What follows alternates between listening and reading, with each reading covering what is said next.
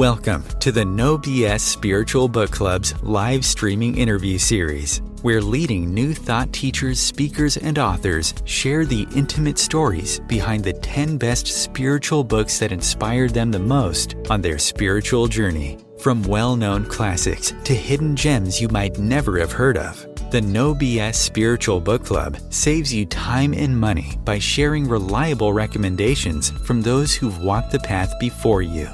The No BS Spiritual Book Club, the only No BS guide to the best spiritual books to inspire your own journey of self-discovery.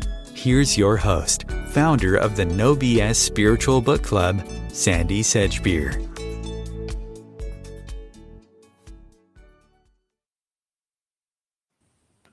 Hello. Movies, soap operas, Harry Potter, Princes, Frogs and Ugly Sisters, Synchronicity, memoir-writing, and the 6 archetypes of love. These are just a few of the topics that Professor of Literature, Counsellor and author Dr. Allan Hunter has tackled in his books, courses and classes. But which 10 books by other authors influenced him the most on a life path that took him from Oxford University to working with troubled adolescents, to travelling extensively and living in many countries, such as Madagascar, Peru, India, Belgium, Italy, Switzerland, and more, to finally settling in Boston, where, when he wasn't penning his own books, he was Professor of Literature at Curry College, Boston University, and Bay Path University. Let's find out. Dr. Allan Hunter, welcome. Thank you. It's lovely to be with you. Allan, you've spent much of your professional life exploring how literature and storytelling, including soap operas, tap into the deep and unarticulated needs of society, and especially the ways of the heart. And you say that it's from these powerful influences that we shape our lives and ultimately our destinies. Tell me a little bit about your relationship with the books that shaped your life and destiny. Yes, indeed. There are so many books that have shaped my life and destiny, which is why I took to studying literature when I was an undergraduate. But the list that I've put together here is, I think, very much in tune with everything that you stand for in the No BS Spiritual Book Club, because I see the list that I've created here as a starting point. But really, these are sort of not so much the basics, but the essentials, it seems to me, that would remind us of what it is that we need to be reminded of, that it's so easy to forget. And so the very first book on my list is Don Miguel Ruiz's wonderful tome, which is The Four Agreements. And the Four Agreements are perhaps rather straightforward, but I read this at a time when I needed to be reminded that making things complicated was not going to be more productive than staying with the basics, than staying with what essentially is.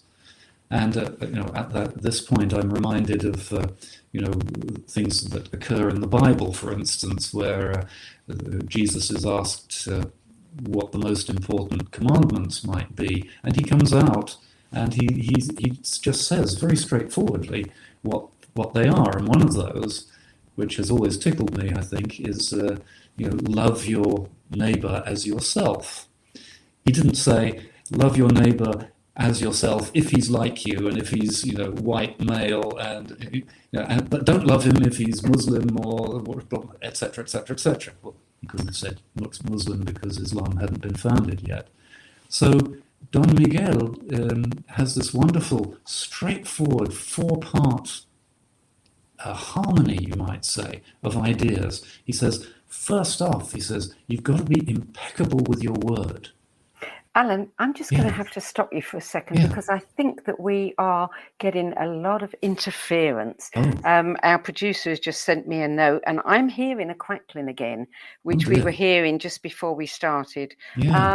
So I don't know what's causing the static, but I'm sure it must be quite uncomfortable for people to listen to. So I just wonder whether you could hop off and hop back on again, and that might clear it. I'll do that right away. Yeah. Oh, apparently you have a good signal. Yes, I'm seeing that on your streams are good. Yes. So if anyone else is hearing the crackling, please, feel free to post something in the little text message in Facebook. Yes, we are definitely receiving some static, and I really don't want to mar this interview. So if you could, if you could jump off and come back, and let's see. All right, let me do that. I'll be back with you in no time. Okay. And while he's with us, let me tell you what Allan wrote. He said that he rereads the 4 Agreements by Don Miguel very regularly, and he's always found it immensely helpful personally in his counselling practice as well as in his own life. And I think as this book comes up so many times in the book club, I think it does the same for many, many people. So let's see. So we've got Allan back. That's good. Oh, are we crackling again?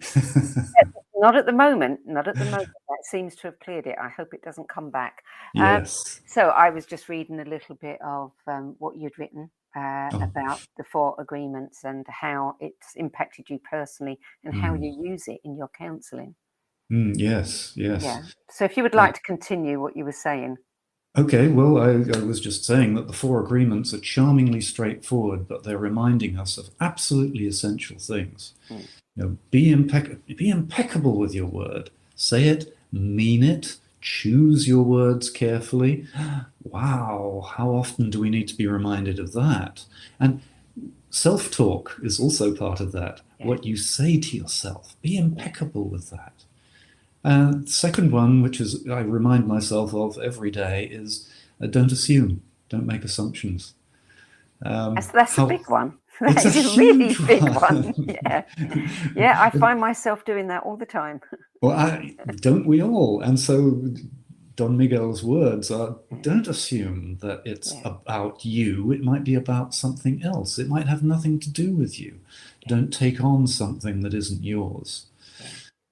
So that's those two I think are really important. He also has a wonderful reminder, which is do your best. Always do your best.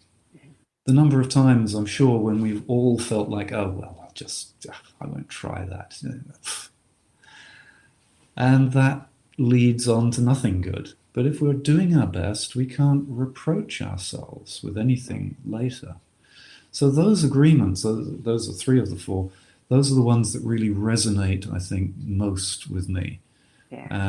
And Don Miguel has gone on to write other things which are, I think, equally powerful. But these 4, I return to that book from time to time and say, okay, I need reminding here.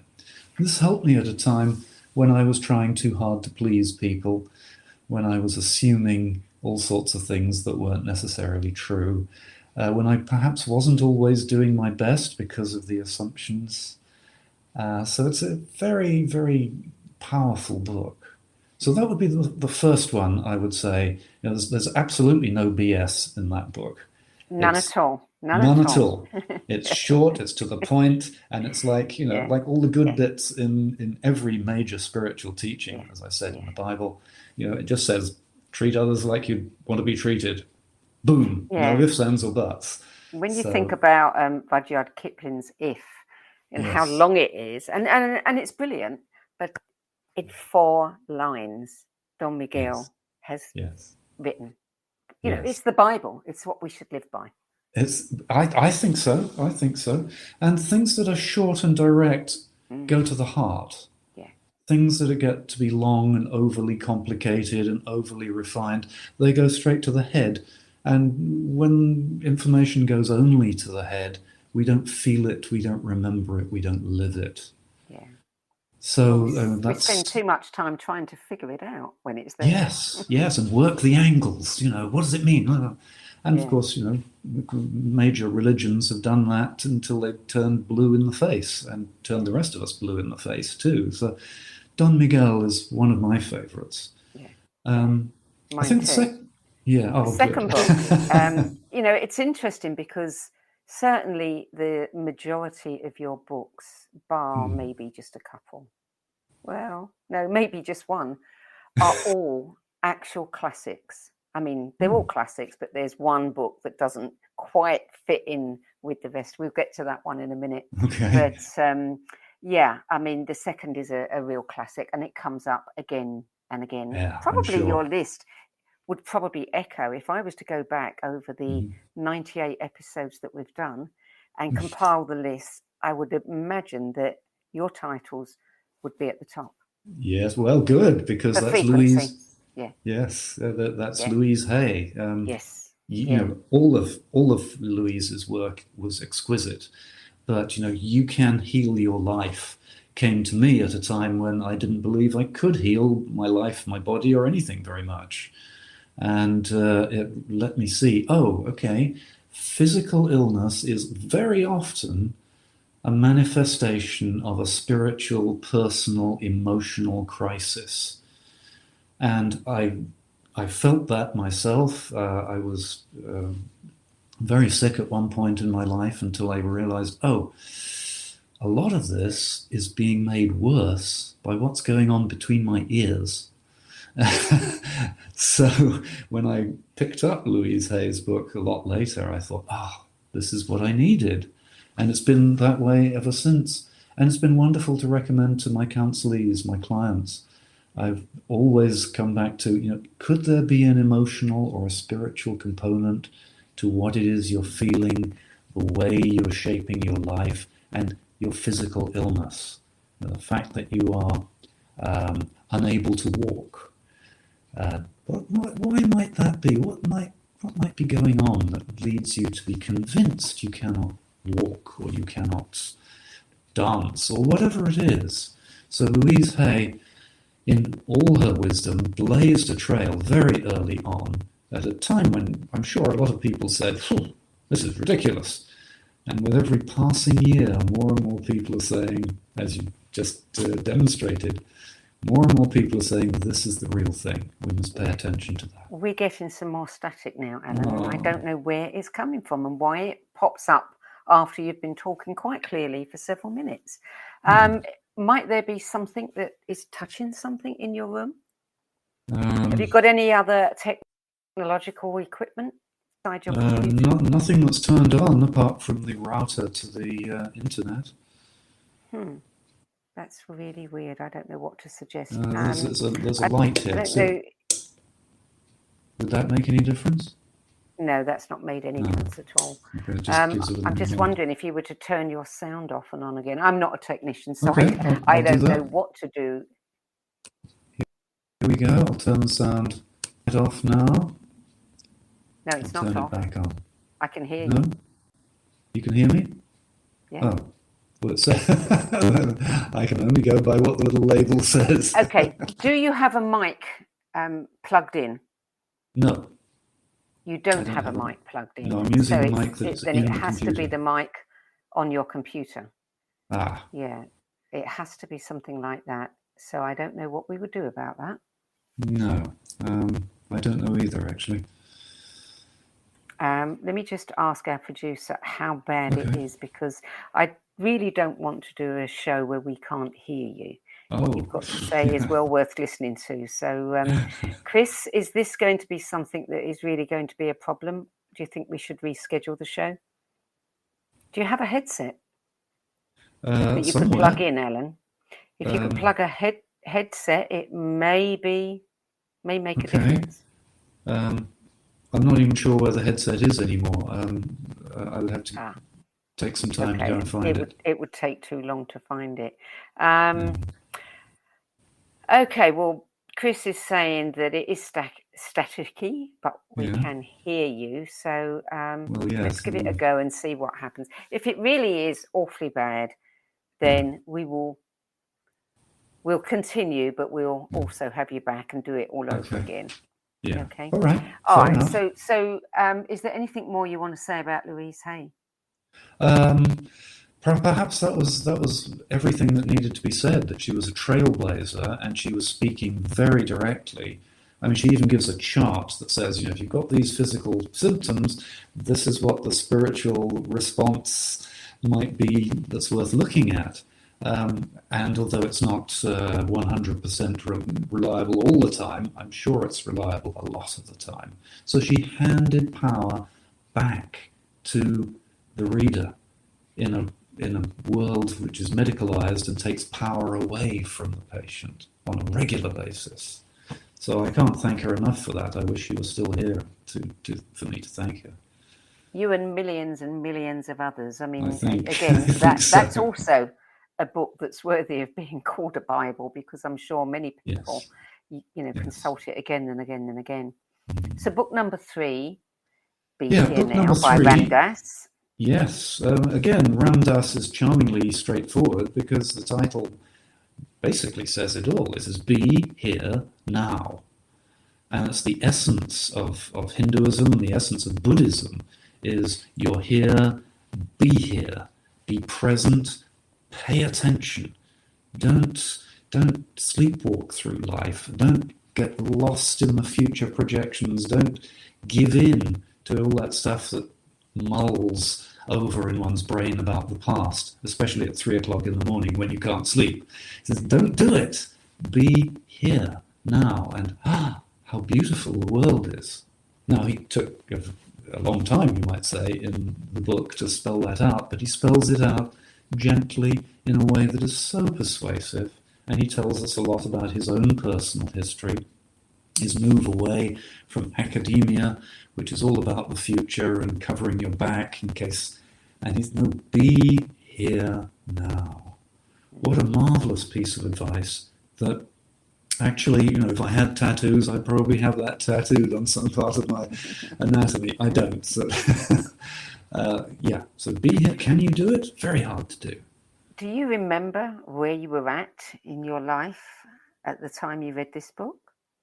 Yes. I was actually, I had just come to grips with my own near extinction when I was suffering with a lung ailment, which I had recovered from thanks to acupuncture and changing my attitude and changing just about everything else.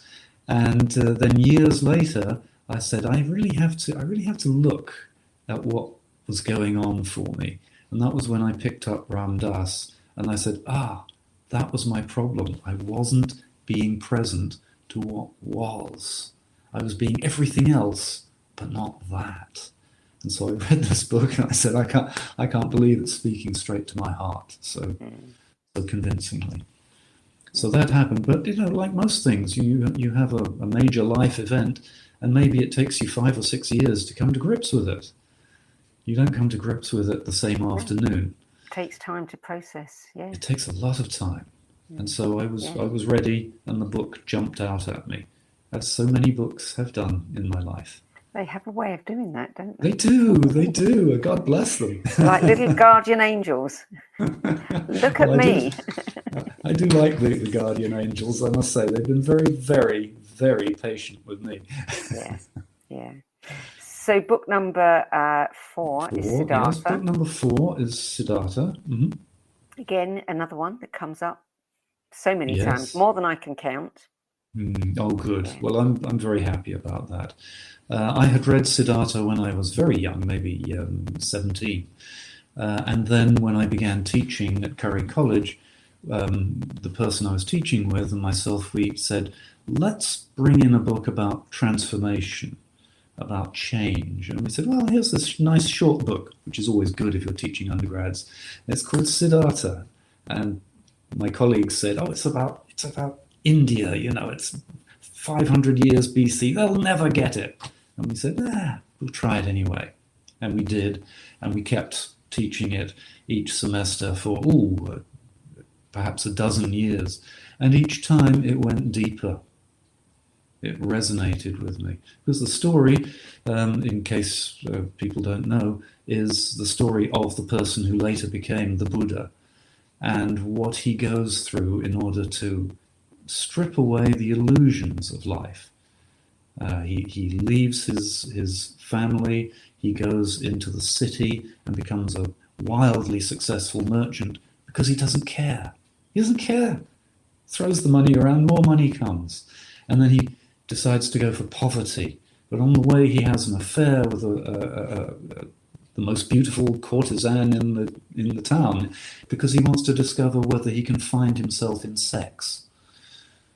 And when he goes into poverty, he becomes, of all things, a ferry paddler. He paddles people across the river. And what a wonderful image that is of a teacher, someone who takes people from where they are and gently moves them to where they want to be. And maybe, if it's not really the place they want to be, he brings them back again. And I thought, what a wonderful, humble way of looking at the nature of learning, that we must cross the river many times in order to reach, as Siddhartha reaches at the end in his extraordinary, marvelous realization that he is able to transmit to Govinda, his best friend. Look at how spirituality has infused his life, I say to the people who read it, and look at the way it doesn't work out quite the way you expected or wanted or fantasized it would be. It's more. It's deeper. So Siddhartha, to me, is readable, memorable, speaks to the heart, and says the essential things that really have to be said. So number 5, the Bhagavad Gita. Yes. Another classic. Another classic, yes. Am I on a well-worn path here? Yes, the Bhagavad Gita is a Hindu text from extremely ancient roots. No one's quite sure how old it is. But in it, there is an immediate proposition that is thrown before us. And that is Arjuna, who is a prince, is just about to go into battle. And he doesn't realize that the person who's driving his chariot for him is actually the great god Shiva. And Arjuna looks around and says, killing people I know, what am I going to do? And much of the discussion is about what should I do? When should I do things that may seem hurtful? And it's very necessary, because there are times in our lives when we have to do what's right, which those things are not popular and they're hurtful, and they hurt us to do them. And to be reminded that this is an archetypal activity, this continued conflict with, but I don't want to do that. Yes, but you have to do your divine duty. Speak straight, act straight, do no matter what. And to have it in this ancient, wonderful, extraordinary story, that's been a must-read over and over again. I think the first time I read it, I thought, well, why is Arjuna such a whiner? Why didn't he just get on with it? And then most recently, about 4 or 5 years ago, there was a major moral crisis in my workplace. And I said, well, what do I do? Do I make nice, as everyone else is doing? Do I placate everyone? Do I keep my mouth shut? Or do I speak up and say, look, this just isn't acceptable? And so I read the Bhagavad Gita and decided I must do what I had to do. And was it painful? Yes! But it was necessary. Otherwise, I think the situation would have got worse. I personally would have loathed my weakness for the rest of my days, I suspect. Yeah. And so I was the only one of the few people in the room speaking the truth, but then it helped others to speak their truth too. Yeah. And how common an experience is that? I mean, we all know, we've all been there. We've all been there. And we all learn that speaking up is the best way. It's the best way, whether you're talking to a toddler who's misbehaving, or a teenager, or a work colleague who really should have known better. Got to speak up. Yeah. Be impeccable with your word, as Don Rose says. Yeah, absolutely. Yeah. So the next book is the one that sticks out a little bit. Yes. And that is, and it explains why you wrote your own books. My own book. Your own book on this particular topic. The Grimm Brothers, yes. Their tales translated by Mannheim. Yes. And you say that these are not these tales are not just disposable items for small children at bedtime. They contain deep wisdom. So tell us about the wisdom they contain. Oh, well, there is a huge amount of wisdom in these tales. They're not uniformly wise and good. Some of them are misogynistic, some of them are anti-Semitic, because the Grimm brothers collected tales that they felt were authentic. They didn't judge in terms of, making this a teaching tool. But the very finest of the Grimm brothers tales, wow, they go right to the core of what it means to be alive, what it means to face growth issues. Because, of course, sometimes we tell them to kids because they're all about really people growing up. So the Frog King, for instance, which Disney has done quite a number on, the Frog King is about a young princess who has to grow up. And she stops being a spoiled princess with her golden ball and ordering a frog around and becomes someone else when she meets the frog, who is in fact going to be a king. And he's been bewitched. But in the time that he's been a frog, he has, as it were, gone down into the depths of the unconscious to find out who he really is, which is why he chooses her. He sees spirit in her and willfulness, and he says, that one would be a marvelous person to be able to live and work with. Now, I give you the example. That's just the very first story in the Grimm Brothers Tales. In my book, I focus in on, I think, 20 of them. Tales which are so marvelous, so deeply moving, that they leave one changed. I've taught classes at colleges and various places with these tales, and you see people waking up and changing and going, oh, I never thought of it that way. And that, to me, is the guarantee that the literature that I'm relaying and attempting to interpret to my students, my counselees, is so powerful that it speaks over time. I mean, really, from the 1800s till now. I have several people who use the tales, as I have worked with them, use them in business settings to try and coach executives to say, look, here's a Grimm Brothers tale that will speak to your situation. Let's look at it. Let's feel it. And that's the power of these tales. What's your favourite? Oh, well, my favourite is probably actually one that nobody ever talks about. It's called The Skillful Huntsman. Sometimes it's called just The Hunter. Obviously, punning on my name was not intended. And The Skillful Huntsman is really, really interesting to me because it shows the huntsman, who is the male protagonist, and the princess, who is the female protagonist, and they both have to grow as the story moves forward. So it's not just the princess grows up with a side issue of, what happens to the other figures. It really looks at both of them and is therefore able to say, oh, of course, they're learning so that they can become part of a relationship that will be authentic. I think it's a powerful, powerful story.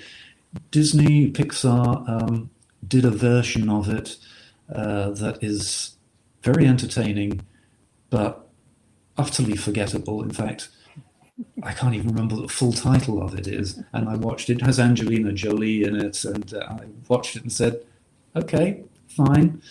But we're missing the point, aren't we? Yeah.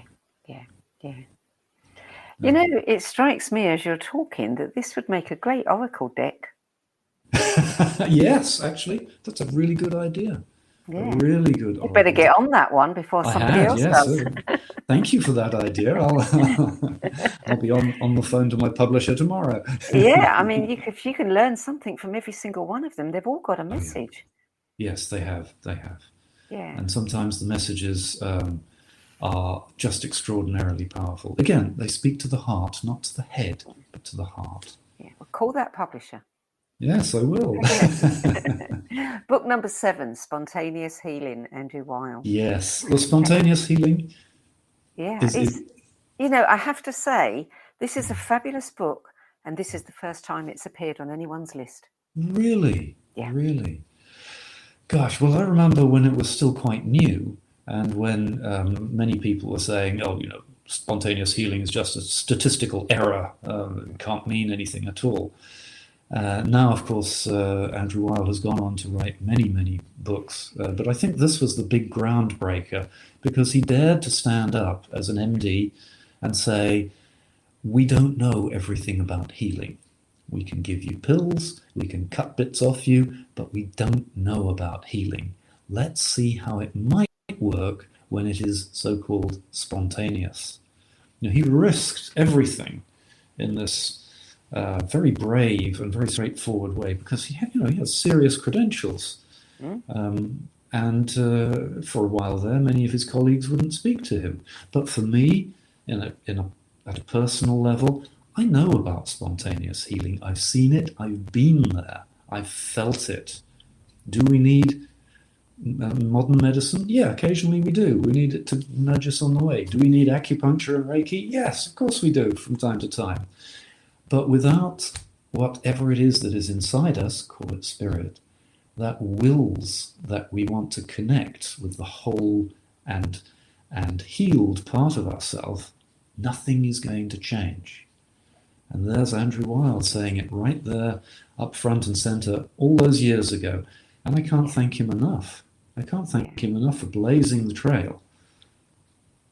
I think he was one of the first that I took notice of. And I thought, what a courageous guy he is. Yes. Yeah. Well, someone else who knows about spontaneous healing is the author of your 8th book, which is Dying to Be Me by Anita Moorjani. Yes. What a beautiful book that is. And that one does come up again and again. Yes. Oh, it's marvelous. And not just because Anita herself is such a modest and gentle person. She's just she's a sweetheart, you might say. But there she was, there she was, stage 4 cancer with growths on her body, and her family were called in, and they less than 12 hours to live, or 24 hours, very close. And the family was all there basically to say goodbye. And then she has this out-of-body experience, and she floats above her dying body and realizes there's something she still has to do. She could die, but she's actually something she still has to do and something she still has to realize. She goes back into her body and really talk about spontaneous healing. As she jokes in the book, she says they tested me for cancer a week afterwards and could find no traces. But then they kept testing her, and they still couldn't find any traces.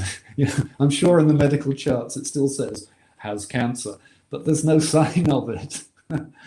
And then she, of course, went on to write this book to say that, in short, that it was trying to please everybody that had made her so sick that she was at war with herself.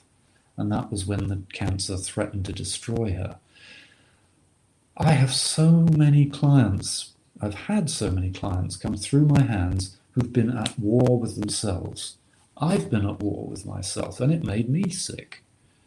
And so I can look and say, if we can resolve this terrible tension that is pulling you to pieces, and recognize there is a spiritual side of you that really wants to be able to express itself, then we can solve a lot of ills very quickly. And so, Anita was just a very powerful confirmation. Again, she was one of those who spoke up at a time when it was not popular. And since then, many other people have spoken up and shared their near-death and after death, although they came back, after death experiences. And now it's no longer a taboo subject. It's no longer out the window. It's a case of, there's something happening here and we need to understand it, not throw it away. So Anita was, again, another person who helped to move me more, I think, down a spiritual path. What's interesting about Anita's experience is that they actually had all the medical records. Her body was shutting down. They've got evidence of that. Every bit and of that it. doesn't happen in every case. No. So yeah, I mean, what a convincer. Yes, I mean, it doesn't get more convincing than that, No, does it? exactly. Yeah. And I love her message now, which is really that we have to get out of fear, because Yes, it's fear that causes all the problems. it's fear that causes the problems, yes. And there it is, I mean, boiled down to one sentence. Fear is what causes the problems. We've always known it, and most of us have still given in to fear anyway. Yes, and there's a lot of people who like to prey on that, but we Aren't won't go down that route. No. Let's move on to book number 9, which is The Tao Te Ching by Lao Tzu. Yes. Again, this is a very ancient text. Nobody's actually quite sure who the author was, but it's attributed to Lao Tzu. Wonderful, wonderful text that says again and again, in short and understandable forms, that it's not up to us to force the issue. It's not up to us to make things happen. It's up to us to allow ourselves to be in the flow so that we can be part of things that happen. And what I see again and again, and as a young man, I was very much guilty of this, is I felt I had to force things to happen. I had to go to places and make it happen. And there are lots of politicians who feel the same way. I've got to go there and make it happen, which doesn't usually work. What happens if you make things happen is that, yes, sure, they change on the surface for a while, and then they drift back to something else because people go back to wherever it was they were before.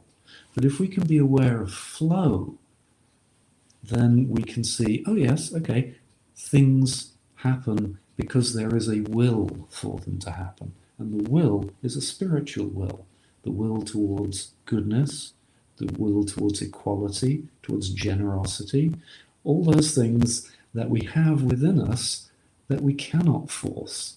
You can't force yourself to be good. You can do the right thing under duress, but it's not the same as just being good. Equality can't be legislated, although legislation helps. Equality has to be felt, where there is no difference between people. They just feel and know they are equal. And that comes from the heart. That doesn't come from the law books. It comes from an understanding of that flow, which is a human spiritual flow, the one that connects us to the Godhead, whatever you want to call it, the Great Spirit, the power that is in everything and is in us. So really just a magnificently powerful piece of work. Again, I read it when I was young and thought, okay, interesting. I read it when I was a little older and thought, I don't know what all the fuss is about. And then after I'd made lots of mistakes, I read it and said, oh, right. Now I get it. Oops. Yeah. So, yeah, one of my favorites again. Good. Well, the last one is, I don't know whether I would call it one of the most famous books of all time, but certainly a massive seller, one that does turn up again and again. It definitely was one of my own bookworms on the No BS website, because it had a big impact on me when I read it, and it is The Power of Now by Eckhart Tolle. Yes. The Power of Now. It's a bit like Ram Dass, be here now. The same word, now. Yeah. Can you be in the now? And what does it take to wave goodbye to all that comforting and comfortable stuff that stops us from being in the now? And that comforting and comfortable stuff is often fairly miserable, but it's familiar. We know it. We know it, and so we hold on to it, or rather, the ego holds on to it. And Eckhart Tolle is just brilliant at looking at the whole business of how the ego dogs us and tries to take us over. I mean, we need an ego, right? Because we have to make a few decisions along the way. But the trouble is, in our wonderful world of so many things that we can enjoy and so many places we can go, that the ego has a little too much freedom and is not being our servant, it's being our taskmaster, is driving us forward. Got to do this, you've got to do this. All that stuff about fear of missing out. I read that term some years ago. Fear of missing out. I mean, it makes you want to laugh, doesn't it? If it weren't so real. The number of people who say, I've got to do that because everyone else is doing it. Well, guess what? No, you don't. You don't have to do anything, but your ego is terribly, terribly keen on you fitting in, on you being like everybody else, on you not being your own person. So Eckhart Tolle is very, very keen on just be your own person. Be here now and feel the power of now. Because the power of now connects us to spirit, connects us to God, to whatever it is that orders and creates and makes this entire universe function. If we can be in that presence, the things that don't matter drop away. And the things that do matter, the enjoyment of, oh, I'm alive, I'm on earth at this amazing time, those are the things that rise upwards and will give us energy and power. Yeah. So and there's no fear in the now. There's no fear, no fear at all. No. Because now is the moment. Yeah. Yeah. Yeah. So again, it's a big book. It's a long book. Could it have been shorter, perhaps? But I don't think I want to change a single word of a single chapter. No. Well, that's your 10 books. I want to talk about your travels and what you learned from traveling to so many different countries and living in so many different places. Mm-hmm. Yes. Well, living in a lot of different places is a mixed blessing because one is very often a stranger. And one's not only a stranger, one can be seen to be a stranger at long distance. And so people will rush towards you, as a little man did when I was in Madagascar. And he immediately started to talk to me. And he spoke in French, and he discovered I was English. And suddenly he gave me the names of all of the soccer players on the England soccer squad, which I didn't know. I wasn't that much into soccer at the time. And so he was delighted to meet me, but what I got from him was that he was projecting a lot onto me. And that can be difficult. People want you to be something that you're not, and I could find myself becoming something that perhaps I wasn't. So while travel expands the horizons, and it did, I wouldn't undo any of it, it can also be strangely unrooting. The net result of my travels is I don't feel that close, really, to some aspects of my own country, England. I've lived in the United States now for 32 years, and I don't feel as though I'm truly an American, although I've got the passport. When I go back to England, the country has changed.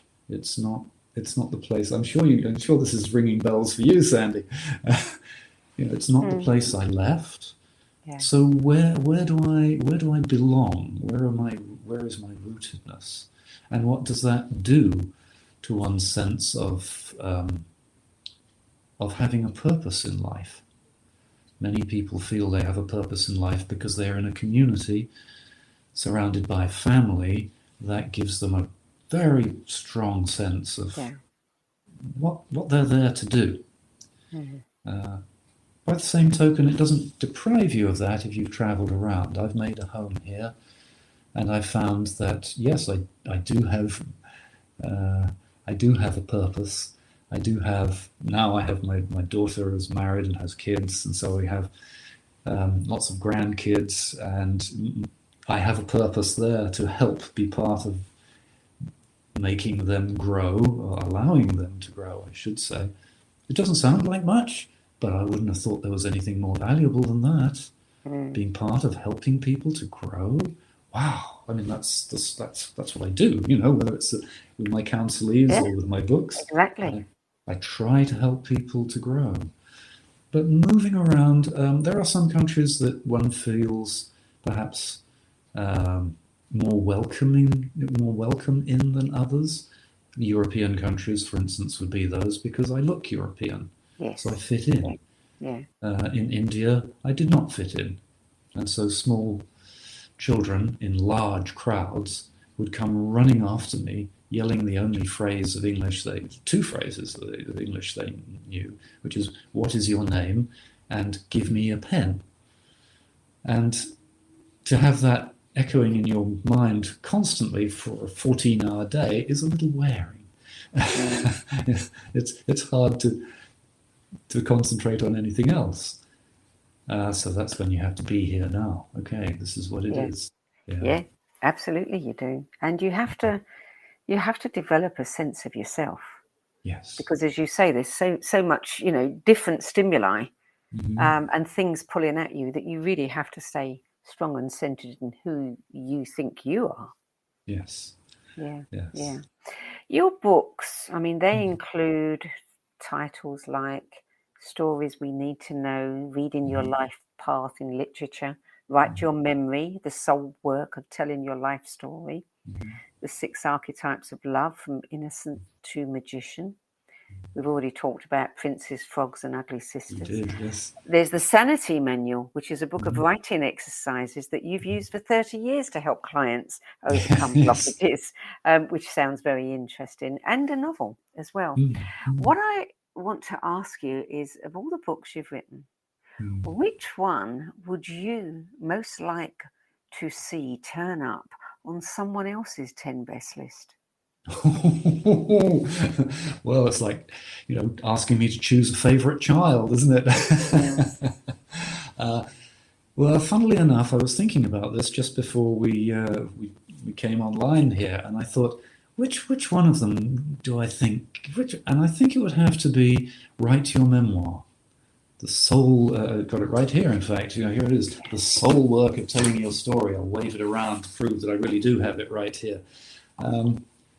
I like that book very much because I started working with people writing, getting them to write their memoirs. That's what the Sanity Manual started off as, a series of exercises to dig deeper into who one is. And it seems to me that writing our memoir is perhaps the thing that all of us should do at some point in one's life. Something I very much advocate. I mean, everybody has a book in them. Everybody has a unique story. Yes. And we can all learn from other people's stories. We can all learn. Well, we can learn from our own stories. So I'll tell you a quick couple of things here, and that is, before he died, I worked with my father writing his life story. A tough thing to do, to work with your own parent. This is before I wrote the book. Write Your Memoir, and the first time, I said, tell us something about your life, Dad. You never tell us anything. And he said, well, I prefer to write it. I said, okay. Then next year I came back to visit him from the States to England, and he said, well, I wrote my memoir. I said, oh, good. Can I see? He said, yes, but it's 2 pages. And I thought, he's nearly 80 and he's got 2 pages. All right. And I read them and they were fascinating. I said, wow, can you do a little more? Can you do a little more? By the time he'd finished, he had written 3 big binders full of memories, together with postcards and bits of memorabilia that he'd kept. And one of those memoirs became the story of his time as a prisoner of war, which was printed as From Coastal Command to Captivity. He told the story. He let me know who he was, which he hadn't done before. And I like to think, based on the evidence, that he came to a place of greater peace about who he was. Now, that couldn't have happened if he hadn't written his life story. And he suffered from PTSD. You know, he'd wake up in the middle of the night shouting, "Don't shoot." Or my mother says occasionally he would wake her up in the middle of the night because he was fighting with her, you know, fast asleep, fighting. PTSD doesn't go away. No trauma goes away unless you take the time to take it seriously, to write, to feel the misery, and to move beyond it. And that's the same in my counselling work. I say, if we're going back to some miserable times, it's because we're going to move beyond it. Yeah. We're not going to stay in the mud and the gloop and the glumness. We're going to look at it in order to see what it gave you in the long run. So yes, Write Your Memoir would perhaps be the one I would most like to see on other people's list, but I'd be so grateful if anyone put any of my books on that list. Well, it is an important one. I'm always telling grandparents especially, your grandchildren have no idea who you are. All they see is what they see. That's what they see. And some of what they see is through their own parents' eyes as well, who don't know who you are. Who don't know. I mean, the biggest gift you can leave them is, you know, these programs like, you know, Who Do You Think You Are, where they're tracing people's genealogy. Everyone who goes through that process is changed afterwards. Right. And they have so much more understanding of themselves. Yes. And, you know, their history, if you like, their ancestry. And I think that it is something that we all should do. It should, you know, as a matter of course. It's the biggest gift we could give the generations to come. Yeah. I mean, they don't have to read it, but we have to do it in order to understand who we are. And then maybe one day they'll pick it up and they'll go, wow, I never really realized the old fella had so much stuff going on. Or maybe they won't. Yeah, I mean, all those little stories that shape them that, you know, they've forgotten about and we know nothing about. Yes, we know nothing about. Because trauma and, as you say, the stories, experience, pass on from generation to generation. And you don't want your great-grandkids to still be suffering from the trauma that your grandfather had when he was, well, they all went through world wars, didn't they? I mean, what bigger trauma is there than that? Yeah. And trauma does hand itself on. Some of my father's foibles from being a prisoner of war, I discovered that I had them myself. So I don't need to behave that way. That doesn't correspond to my life experience, but I learned it from him. That emotional DNA. I've heard it, you know, happen in cultures as well. Where, you know, so many people in Germany after the war were so depressed because they carried this energy. And it took a long time for that to begin to, you know, people to move through that. Yes, well, I think actually they're still moving through it. So I think the young people in Germany, the ones I've spoken to, still feel it. And they wish they didn't, but it's there. So now, final question. Yeah. What are you reading now? Oh goodness! Well, I'm doing my usual trick of reading about 3 books at the same time. Once. Which 3? Well, strangely enough, I'm reading 2 books by the same person, a poet called Clint Smith, who has written what's the title now? Counting Descent, a book of poems about what it means to be a young black person in the United States. I mean, talk about trauma handed on from generation to generation.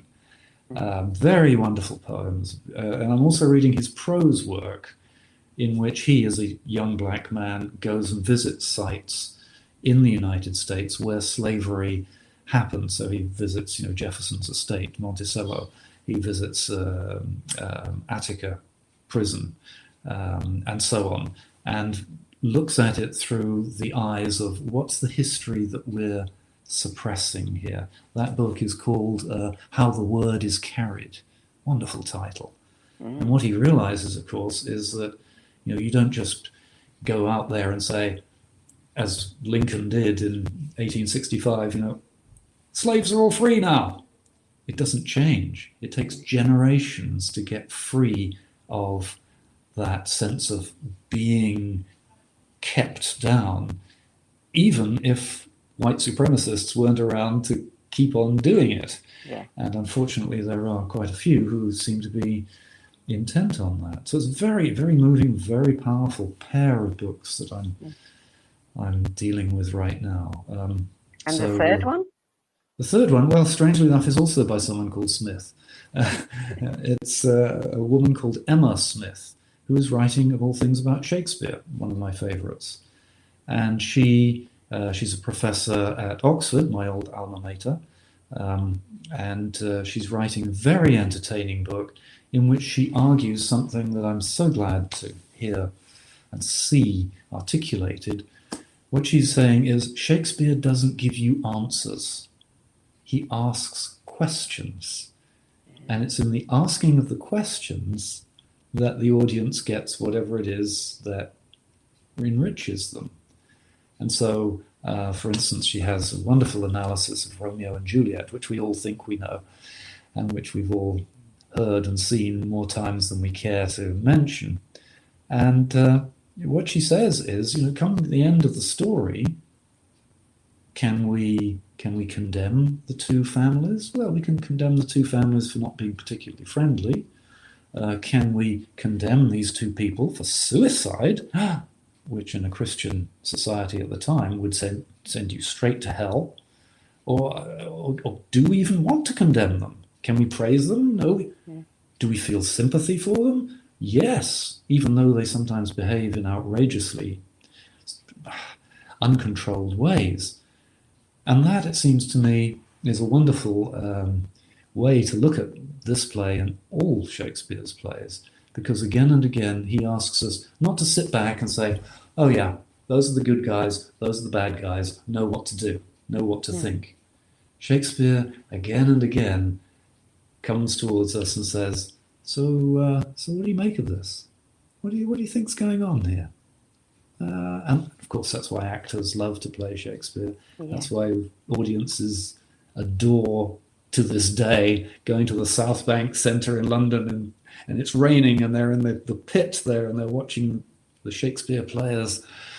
And wow, it moves you in extraordinary ways. So that refusal to categorize. I mean, there are no out-and-out villains in Shakespeare. Yeah. Even Richard III is kind of charming and charismatic and obviously not a good guy. In the book. In the book, yes, and history may well vindicate him one day. Yes, indeed. Yeah, that sounds fascinating. And yeah, I mean, I don't think Shakespeare has turned up on anybody's list. Oh, really? No, I don't think it has. And I think it would be very hard, to pick one of his books, one play, one whatever. But certainly the mark he's left on history is just phenomenal. I mean, equal to any of the classics that you've talked about tonight. I think so. I mean, certainly to me, and I do remember I happily taught Shakespeare to undergraduates and graduates for many years, and often the students would come to the end of a class and say, "So what's the answer? So what are we meant to think?" Yeah.